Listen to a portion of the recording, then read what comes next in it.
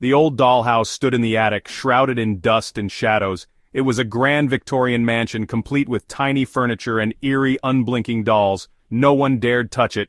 Legend said the dollhouse was cursed, a conduit to a dark and vengeful spirit. One hot summer day, 3 children, bored and restless, ventured into the attic.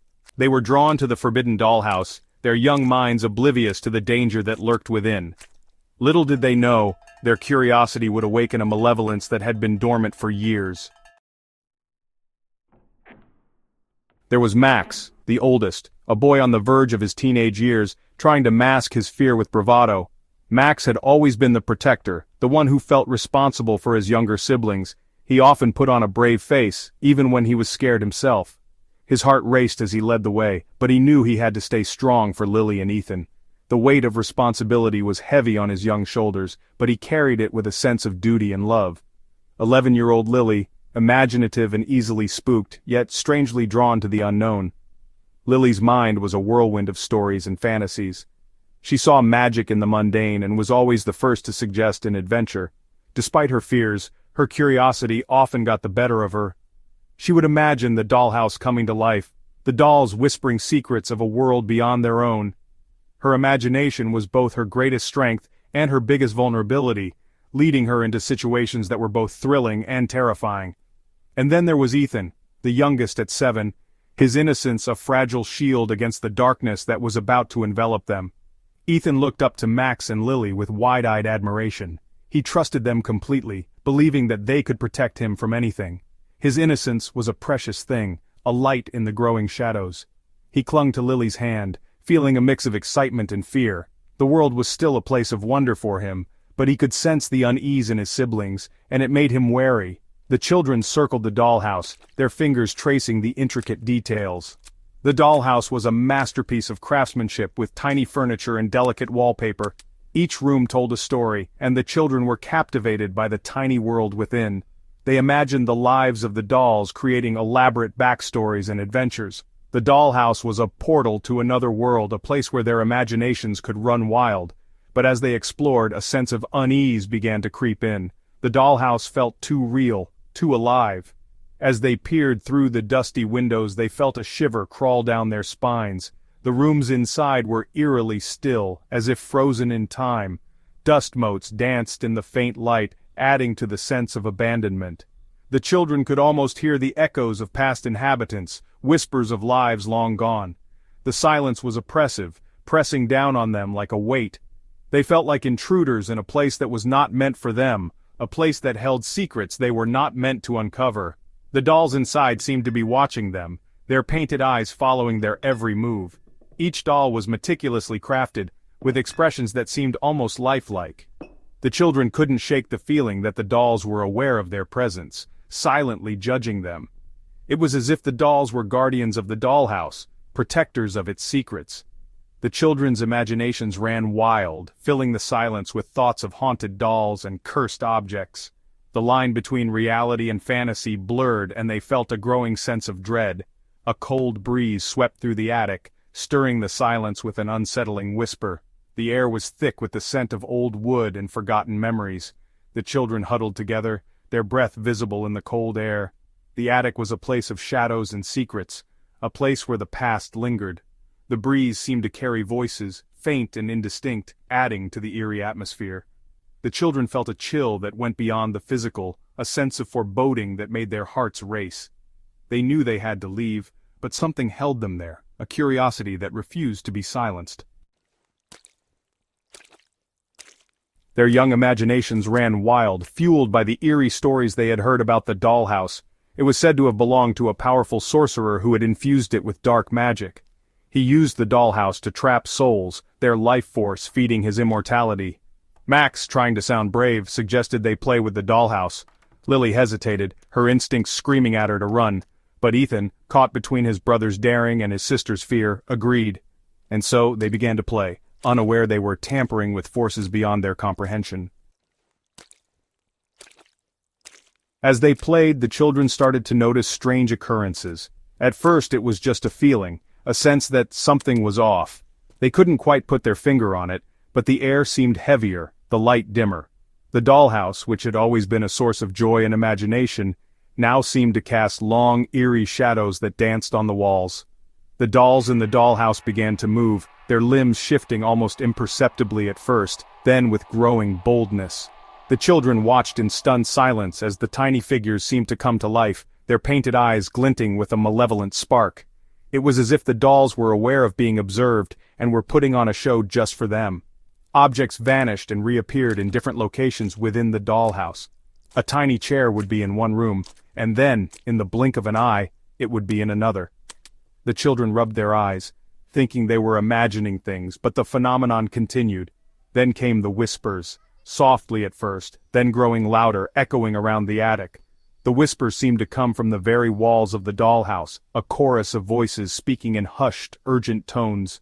The children strained to understand the words, but they were in a language they couldn't comprehend. The whispers grew more insistent, more desperate, filling the attic with an almost tangible sense of dread. They spoke of pain, of captivity, of an unspeakable evil that resided within the dollhouse's walls. The children could feel the weight of the words, even if they couldn't understand them. It was as if the very essence of the dollhouse was trying to communicate its dark history, its tormented past. The air grew colder and the shadows deepened, wrapping around the children like a shroud. The children were paralyzed with fear, their blood turning to ice in their veins. They wanted to scream, to call for help, but their voices were trapped in their throats. The room seemed to close in around them, the walls pressing in, the ceiling lowering. They could feel the malevolent presence of the dollhouse, a dark force that held them in its grip. They wanted to run, to escape the attic, but their feet were rooted to the spot. It was as if the very floorboards had come alive, holding them in place with an unyielding grip. The whispers grew louder, more frantic, and the children could feel the dollhouse's dark energy seeping into their very souls. They knew they had to get out, but the question was, how? Suddenly the attic plunged into darkness. The children screamed, their voices echoing in the suffocating blackness. When the lights flickered back on, they found themselves trapped inside the dollhouse. Their bodies shrunk to the size of the toys they had been playing with. Panic surged through them as they realized the horrifying truth. The whispers were the tormented souls trapped within the dollhouse, and now they too were prisoners of this evil place. The dollhouse was not just a toy, it was a prison, a conduit to a realm of unimaginable horror. They soon discovered they were not alone. The dolls were alive, their painted eyes gleaming with malevolent glee.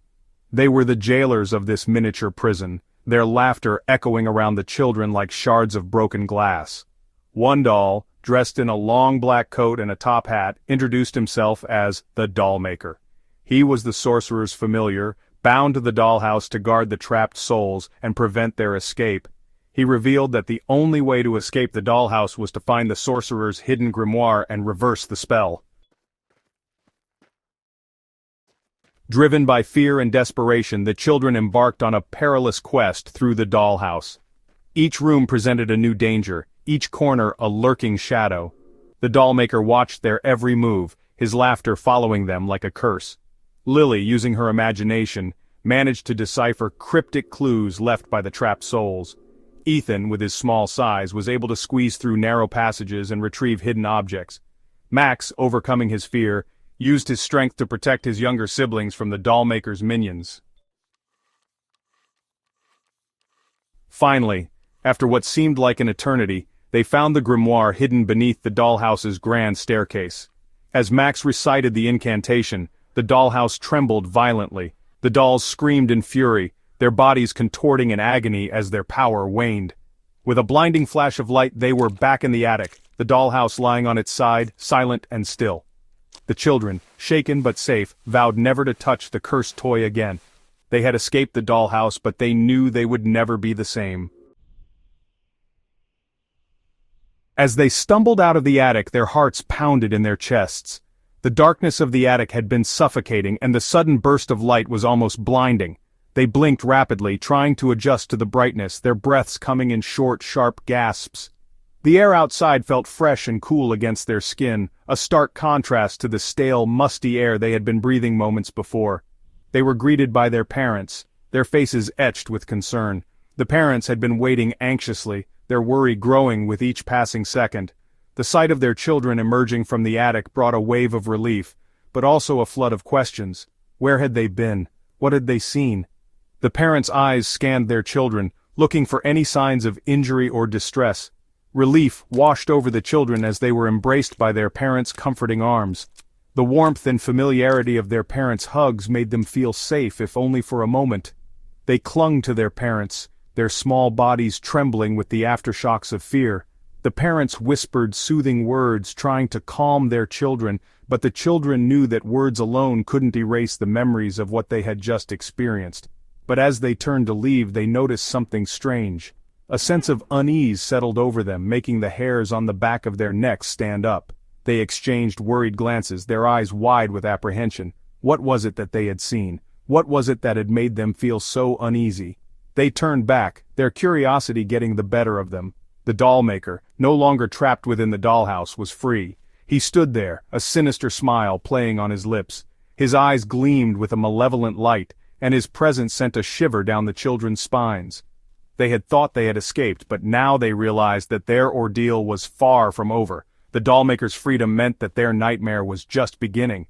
He had used the children's escape to his advantage, exploiting the chaos to make his own escape. The children had unwittingly played right into his hands, and now he was free to wreak havoc in the outside world. The dollmaker's cunning knew no bounds, and the children could only watch in horror as he made his way towards them.